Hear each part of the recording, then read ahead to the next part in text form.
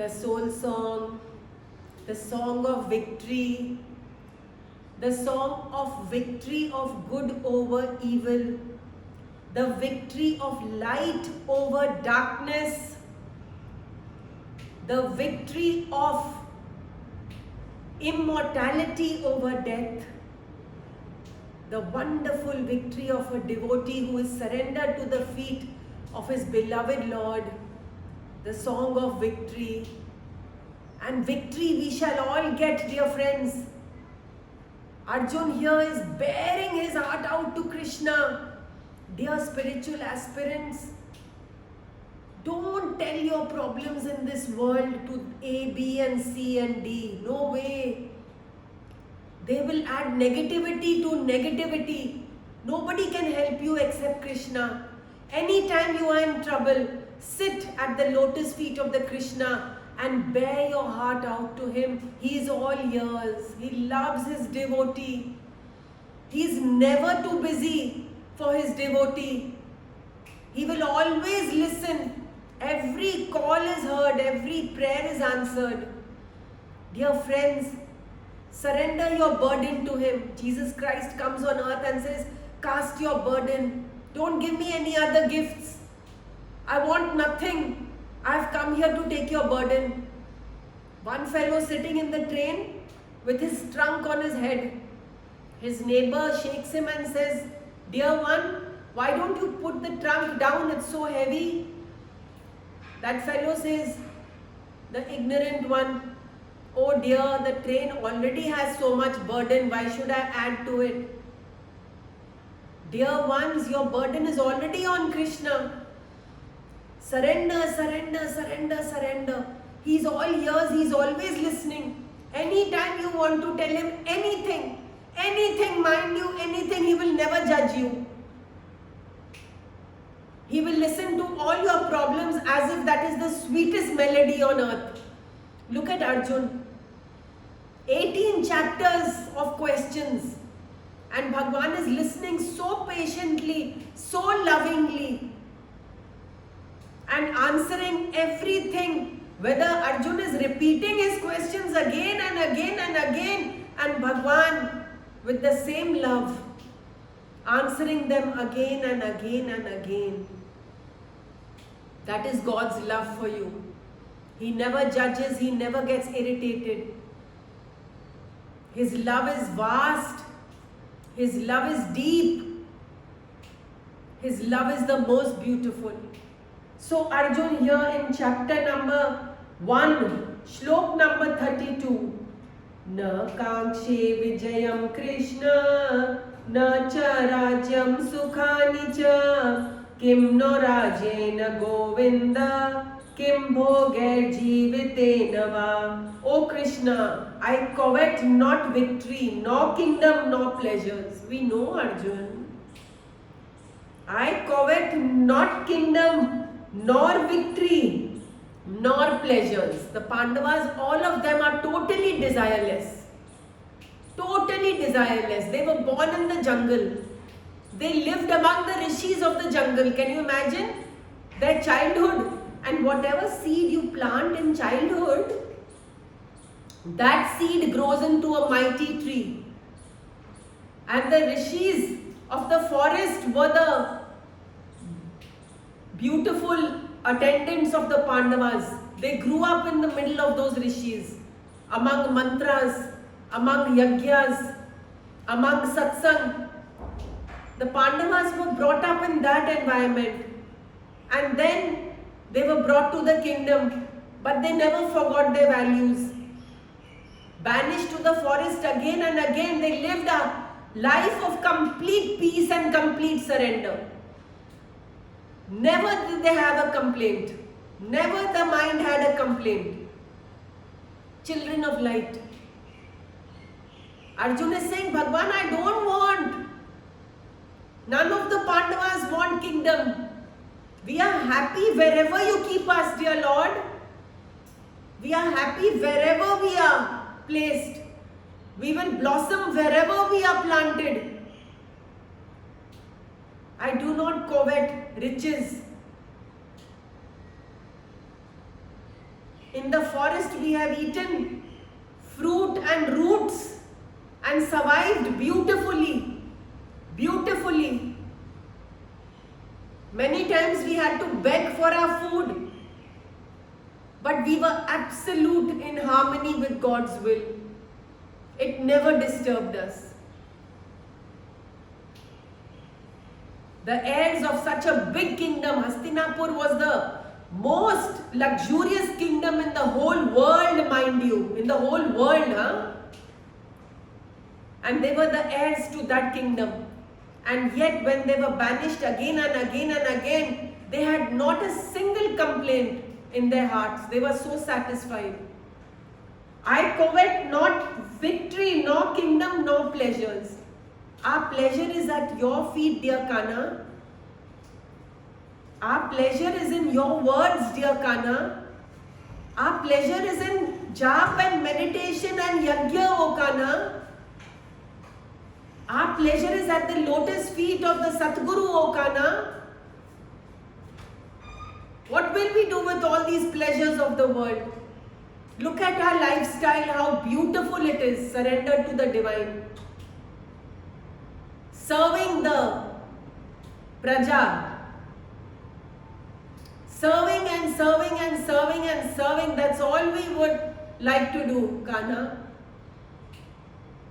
For that, where do we need great riches and great attractions of the world and great luxuries and great kingdom and great pleasures, Govinda?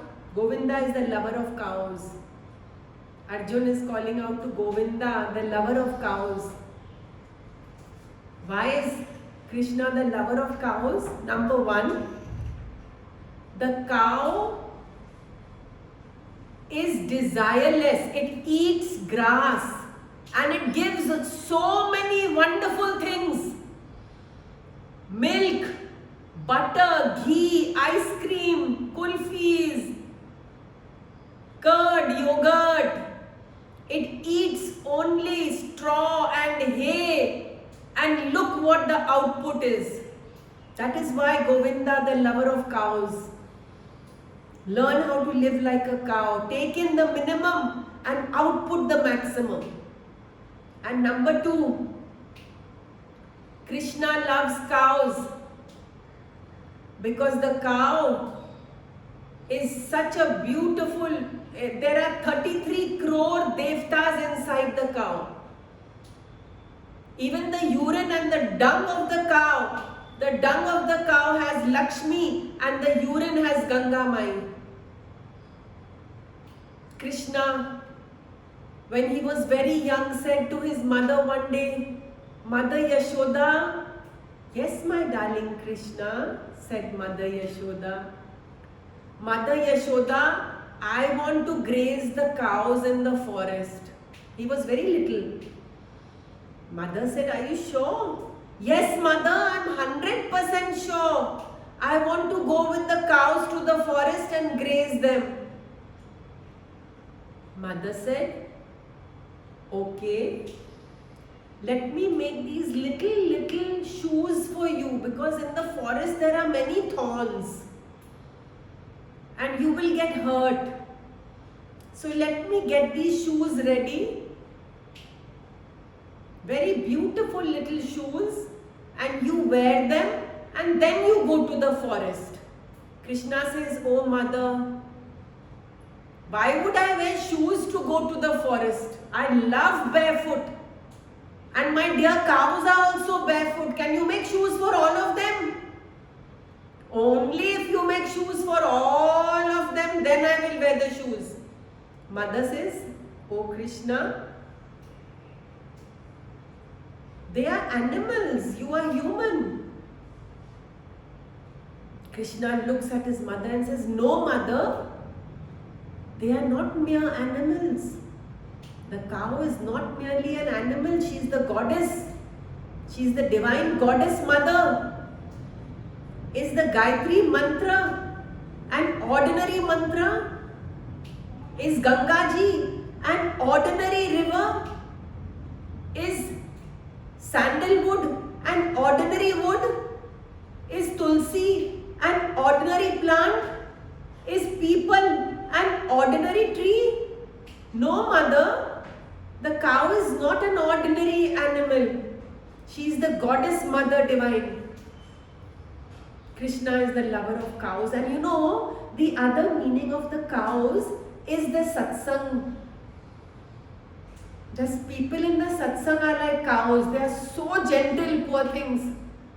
And if the Krishna doesn't protect them, they will get eaten up in the world. The world is very intolerant. And this Sad Sangat, Krishna's beloved cows, Krishna grazes them, Krishna looks after them. Krishna plays on his divine flute and enchants all of them. So here, Arjun says, "O Krishna, I covet not victory, nor kingdom, nor pleasures, Govinda, O lover of the cows. Of what use will kingdom, luxuries?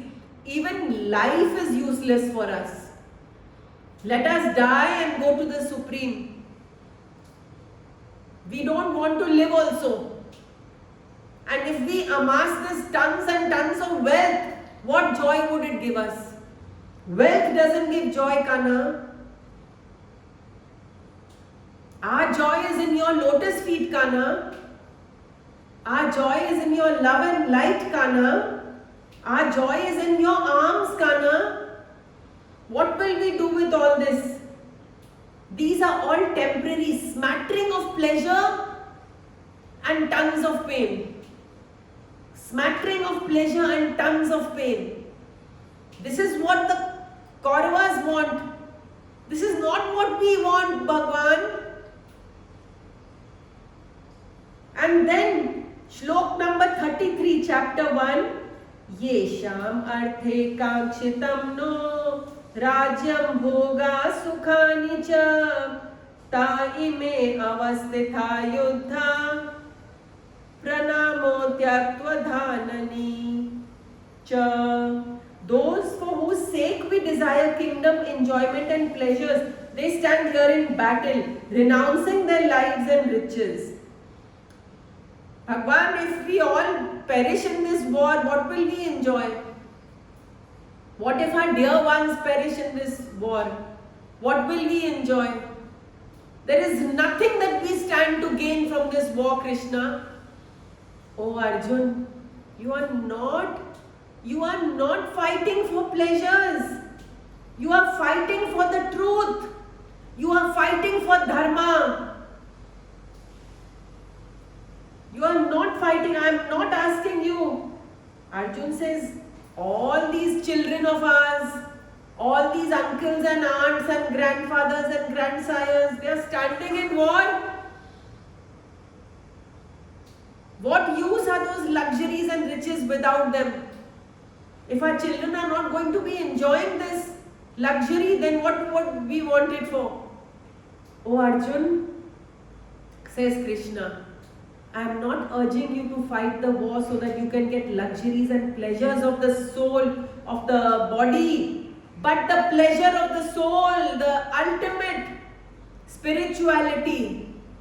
You are fighting for dharma. If Duryodhan is to be king, there will be adharma everywhere. There will be pain everywhere. There will be suffering everywhere. He is a greedy king. He is an egoistical king. He will never give peace to his praja, to his subjects. He will only torture them. He will only torture them. And Arjuna, if you become king, if Yudhishthir becomes king, the subjects will be completely at peace. There will be great improvement in everyone's way of life and thought process. Once Guru Nanak Dev Ji went to his devotee's house, and that rich devotee was so bad, he used to drink the blood of his subjects. He was the king. And he wanted Guru Nanak Dev Ji to eat at his house. And Guru Nanak Dev Ji picked up his roti and crushed it. And a whole lot of blood came out from that roti. Guru Nanak Dev Ji said, this is the blood of the people, you drink their blood. And he went to a poor devotee's house, Guru Nanak Dev Ji. And there was dry roti and he squeezed it and milk came out and said, "You are so pure." Duryodhan would squeeze the blood out of all the subjects. I can't let him win, Duryodhan. If he wins, if Duryodhan wins, there will be misery and darkness and dismalness all around. If Yudhishthir wins, there will be peace and love and light and spirituality all around. The people will be content. They will sleep in peace and wake up in love.